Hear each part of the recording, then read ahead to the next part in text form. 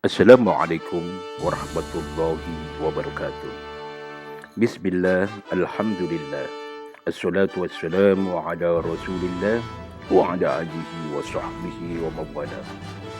Saudara-saudara sekalian, selamat berjumpa kembali di dalam perkuliahan agama Islam. Kali ini kita akan membahas bagaimana kontribusi Islam dalam pengembangan peradaban dunia. Saudara, mengkaji bab ini, mahasiswa dapat bersikap tawadhu, rendah hati sebagai pribadi, ilmuwan maupun profesional. Selanjutnya, mahasiswa dapat menjelaskan kontribusi Islam di dalam perkembangan sejarah peradaban dunia. Selanjutnya, mahasiswa mampu menyajikan hasil kajian secara perorangan maupun kelompok sebagai satu kasus terkait kontribusi Islam di dalam perkembangan peradaban dunia.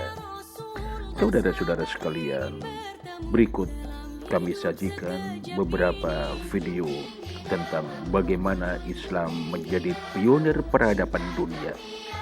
Tetapi hari ini, umat Islam menjadi pihak-pihak yang termarginalkan. Selamat menyaksikan. Keberadaan bumi pada masa itu dikuasai oleh dua peradaban besar, Romawi Bizantium di barat dan Persia di timur.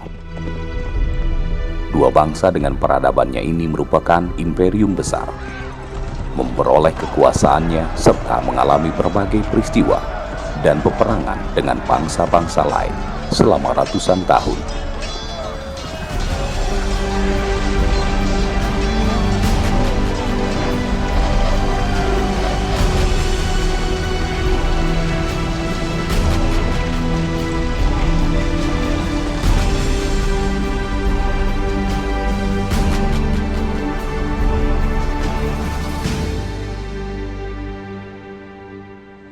Di antara dua peradaban itu, di tengah-tengah terdapat suku bangsa. Berada di padang pasir yang gersang dan tandus. Bangsa ini telah mencapai puncak kesirikan, kejahiliahan, dan keterbelakangan moral. Mereka penyembah berhala. Perzinahan, pembunuhan, perbudakan, penindasan, dan berbagai macam keburukan ada pada mereka. Mereka adalah bangsa Arab masa jahiliyah.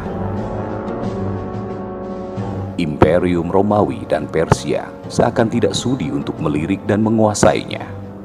Mereka tetap seperti itu, diliputi masa kelam dalam keadaan gelap dan tersesat.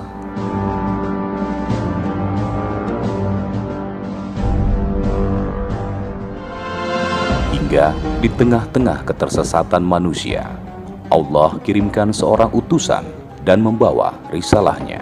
Dialah manusia mulia tanpa celah, Sang Al-Amin. Dialah Muhammad Rasulullah Sallallahu Alaihi Wasallam. Rasulullah berdakwah di tengah kaumnya dengan sabar.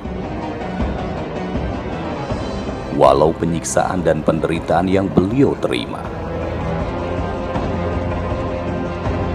Hingga pada suatu ketika Allah menolong Rasulnya dengan mendatangkan suatu kaum dari penduduk Yathrib atau Madinah, menolong dakwah beliau. Mereka adalah kaum Ansor, para penolong agama Allah.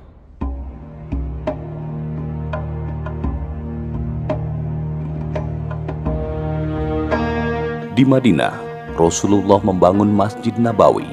Dari sinilah pilar-pilar peradaban Islam ditegakkan.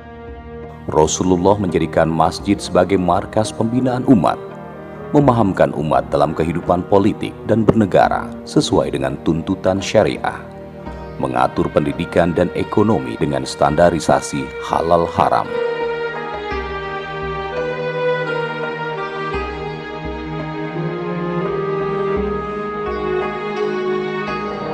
Kemudian mengemban Islam ke seluruh dunia. Hanya dalam waktu 10 tahun, seluruh jazirah telah dikuasai oleh kaum muslimin. Peradaban Islam telah merubah bangsa Arab yang semula tidak diperhitungkan oleh Romawi dan Persia bangkit. Dan dalam waktu kurang dari 100 tahun, peradaban Islam telah menaklukkan peradaban Romawi dan Persia.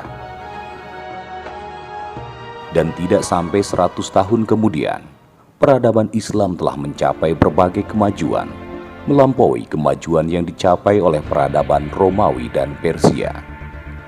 Peradaban Islam gemilang dan mencapai masa keemasannya. Kekuasaannya terbentang dari timur hingga barat dan menguasai 2/3 dunia selama berabad-abad. Islam dan kemajuan kebudayaannya tidaklah dapat dipisahkan dari peran dan fungsi masjid sebagai sentrum peradaban untuk membentuk karakter Muslim yang agung. Inilah mengapa masjid senantiasa berada di seluruh pusat pemerintahan, seperti Masjid Cordoba di Andalusia dan Masjid Umayyah di Damaskus yang pernah menjadi pusat pemerintahan Islam.